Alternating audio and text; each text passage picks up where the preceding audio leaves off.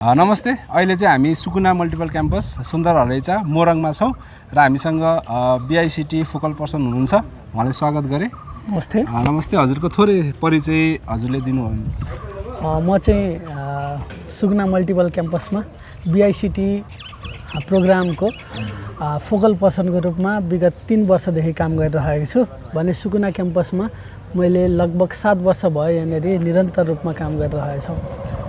र बीआईसीटीको जो पढ्न चाहनुहुन्छ अथवा पढिरहनु भएको छ, उहाँहरूले हेरिरहनु भएको छ भने जो पढ्न चाहनुहुन्छ उहाँहरूलाई चाहिँ यो सुकुना क्याम्पसमा बीआईसीटी कोर्सको के छ अहिलेको अवस्था, उहाँहरू पढ्न मन छ भने के गर्दा ठिक हुन्छ त्यो भनिदिनु भयो। सुकुना क्याम्पसमा पढायो भने बीआईसीटी प्रोग्राम अरू टियुका अथवा जुनसुकै फ्याकल्टी अन्तर्गतका आईटी कोर्सको इक्विभ्यालेन्ट कोर्स हो र यो कोर्स चाहिँ सस्तो मूल्यमा लगभग 2,85,000मा चाहिँ 4 वर्ष सिद्ध्याउने हुन्छ र पैसाको हिसाबले पनि सस्तो छ। प्लस सुकुना क्याम्पसमा चाहिँ हामीले चाहिँ स्टुडेन्टहरूलाई चाहिँ बेला बेलामा चाहिँ डिफ्रेन्ट ट्रेनिङहरू गरिरहेका हुन्छौँ।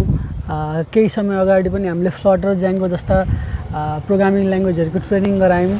हामी विद्यार्थीहरूलाई चाहिँ धेरै ठाउँमा शैक्षिक भ्रमणहरू पनि लिएर गइरहेका हुन्छौँ। त्यस्तै बाहिरका गेस्ट लेक्चरहरूबाट पनि हामीले चाहिँ निरन्तर रूपमा चाहिँ यहाँनिर क्लासहरू गराइरहेको हुन्छ।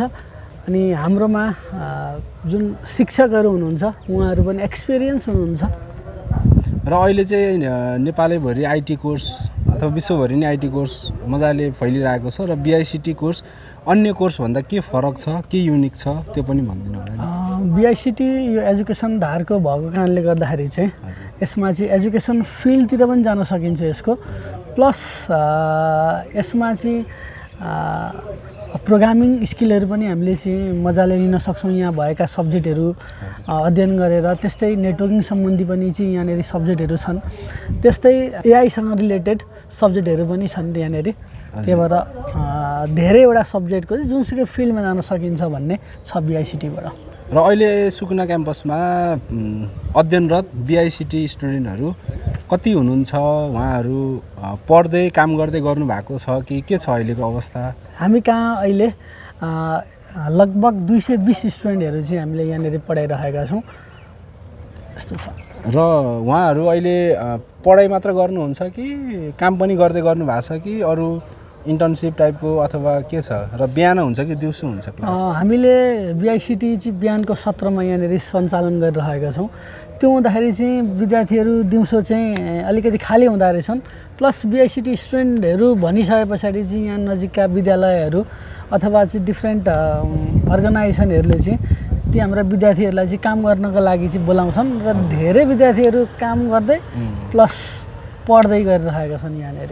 मलाई पनि त्यस्तै लाग्छ। बीआईसीटी कोर्स चाहिँ किन स्पेसल छ भन्दा अब जो मध्यम वर्गका हुनुहुन्छ जस्तै म पनि पढ्दै काम गर्दै गर्दाखेरि पनि मैले मजाले पास आउट गर्न सकेँ र अरू धेरै इक्जाम्पलहरू देख्न सकिन्छ होइन। र यो बीएड अथवा एजुकेसनतिरको भएर कोही साथीहरूले चाहिँ अलिकति यसलाई चाहिँ राम्रो होइन कि भन्ने ठान्नुहुन्छ होइन। त्यसमा चाहिँ अब एज अ टिचरको रूपमा मात्र जान सकिन्छ के छ? अहिले जो पनि अहिले पास आउट हुनुभएको छ यहाँको स्टुडेन्टहरू के छ? सुरुमा म अरू आइटीका कोर्सहरूको बारेमा कुरा गर्छु। बीएससी सिएसआइटी साइन्ससँग रिलेटेड विषय भएको कारणले गर्दाखेरि त्यो केही साइन्सका विषयहरू पढाइ हुन्छ। त्यस्तै अर्को भनेको हाम्रो बीआईटीमा त्यही अनुसारका हुन्छन्। बीआईएम म्यानेजमेन्ट सम्बन्धी भएको कारणले गर्दाखेरि केही सब्जेक्टहरू आइटी प्लस म्यानेजमेन्टका सब्जेक्टहरू पढाइ हुन्छन् भने हाम्रो एजुकेसन स्ट्रिमको भएको कारणले गर्दाखेरि चाहिँ केही सब्जेक्टहरू एजुकेसनका छन्। त्यसले चाहिँ विद्यार्थीहरूलाई चाहिँ सहयोग नै गर्छ। तर चाहिँ हामी एजुकेसन फिल्डमै नै चाहिँ जानुपर्छ भन्ने छैन। आइटीका जुनसुकै फिल्डमा हामीले गएर काम गर्न सक्छौँ। र यो आइसिटी सब्जेक्ट चाहिँ अलिकति बजेट फ्रेन्डली पनि छ एक त होइन। र यो मोरङ जिल्लामा मात्र नभइकन वरिपरिका जिल्ला जस्तै इटहरी उता माथि उदयपुरमा त छँदैछ, यता अन्य जिल्लाबाट जो अलिक टाढाबाट आउनुहुन्छ र यतै बसेर पढ्ने खालको विद्यार्थी हुनुहुन्छ कि हुनुहुन्न र जो इन्ट्रेस्टेड हुनुहुन्छ अलिक टाढाको होइन 2-4 जिल्ला वरिपरिको उहाँहरू यदि आउनुभयो भने कस्तो छ अवस्था यहाँको? यो हाम्रो जुन सुन्दर हरैचा चाहिँ लगभग सहरी क्षेत्रमा पनि पर्दैन, गाउँ क्षेत्रमै पर्छ। त्यो हुँदाखेरि चाहिँ यहाँनिर बस्नका लागि खानका लागि चाहिँ जुन सहरी एरियामा चाहिँ अलिकति महँगो हुने हुन्छ कोठा भाडादेखि लिएर चाहिँ सागसब्जी किन्नु पऱ्यो भने यहाँनिर त्यो चाहिँ अलिकति सस्तो भएको कारणले गर्दाखेरि चाहिँ विद्यार्थीलाई कोर्स पनि सस्तो प्लस बस्नलाई पनि केही त्यस्तो समस्या हुँदैन भन्छु म। अन्तिममा जो साथीहरू +2 सकेर बसिरहनु भएको छ र आइटी कोर्समा बिआइसिटी नै पढ्छु भन्न चाहनु भएको छ र सुकुनामा पढ्न चाहनुहुन्छ भने उहाँहरूलाई के भन्न चाहनुहुन्छ? हाम्रा धेरै विद्यार्थीहरू चाहिँ सुकुनामा आइसिटी नै पढ्छु भनेर बसिरहेका छन्।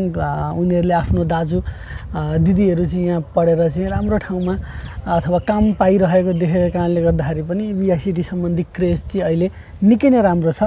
फारम खुलिसकेको छ।